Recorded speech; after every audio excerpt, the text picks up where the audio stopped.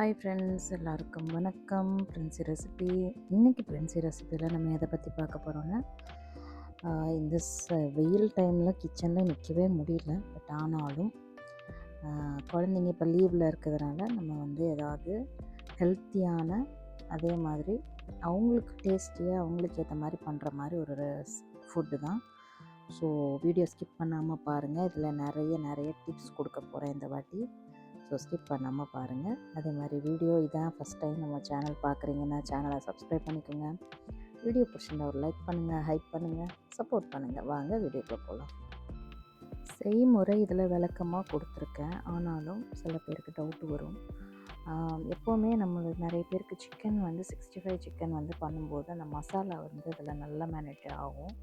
ஆனால் என்னென்னா, அந்த ப்ரெட் க்ரம்ஸ் நம்ம வந்து அரைக்கும்போது ஒரு சின்ன டிப்ஸ். அதில் வந்து ப்ரெட்டுக்கு பதிலாக இந்த ப்ரெட் 2 ஸ்லைஸ் போடுறோன்னா அதில் 1 டீஸ்பூன் ரைஸ் பவுடரையும் போட்டு மிக்சியில் ஒரு அரைச்சிக்குங்க. அப்போ பார்த்திங்கன்னா அந்த ப்ரெட் க்ரம்ஸ், அந்த ரைஸ், ஸோ ரெண்டுமே நல்லா ஒன்றோட ஒன்று இதுவாயிரும். அதில் ஒரு சிட்டிகை சால்ட்டு போட்டுக்கோங்க. அப்போ நம்மளுக்கு வந்து அதை வந்து ஃப்ரை பண்ணும்போது நல்ல க்ரன்ச்சியாக ரெஸ்டாரண்ட் ஸ்டைலில் நம்ம எப்படி பண்ணுவோமோ அப்படி வரும். இது வந்து டிப்ஸ் நம்பர் 1.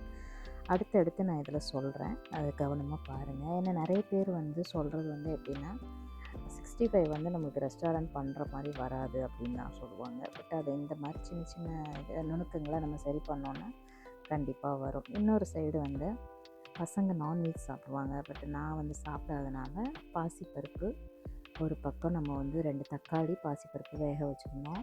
பெருங்காயத்தூள், அதில் வந்து மஞ்சத்தூள் போட்டு, அதில் வந்து இப்போ நான் ஊற்றினேன் பார்த்திங்கன்னா, அது வந்து தேங்காய் அரைச்சேன். ஒரு பத்தை தேங்காய், கொஞ்சம் ஜீரகம் அதில் அரைச்சி அந்த பேஸ்ட்டு தான் அதில் போட்டிருக்கோம். இது வந்து தடுக்கா.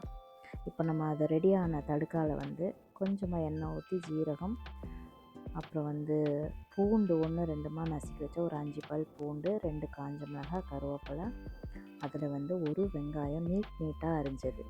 ஸோ இதை வந்து நல்லா கோல்டன் ஃப்ரை ஆன உடனே இதை அப்படியே அந்த தடுக்காவில் நம்ம போட்டுற வேண்டியதான். ஸோ தாலில் வந்து இந்த தடுக்காவை போட்டுற வேண்டியது. ஸோ தால் ரெடி.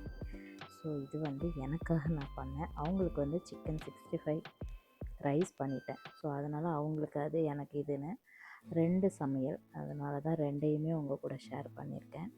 இது வந்து நம்ம சிக்கன் 65 ரைஸ்க்கு ரெடி பண்ணியிருக்கோம். ஆயில் போட்டிருக்கேன் கடாயை வச்சுட்டு.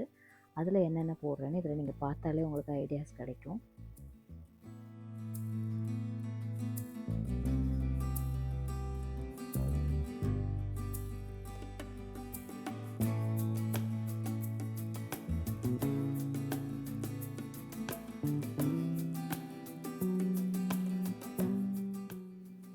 Tips number 2. இது வந்து எப்படின்னா, நம்ம எப்போவுமே 65 பண்ணும்போது எல்லோரும் பண்ணுற தப்பு என்னென்னா, எண்ணெய் வந்து நல்லா காயணும். எண்ணெய் நல்லா காய்ஞ்சி நீங்கள் அந்த சிக்கன் போடும்போது அதில் வந்து அந்த சத்தம் வரணும்.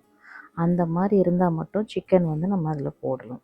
இல்லைன்னா உங்களுக்கு வந்து ரெஸ்டாரண்ட் ஸ்டைல் மாதிரி வராது. ஸோ இது நெக்ஸ்ட் டைம் பார்த்துக்குங்க.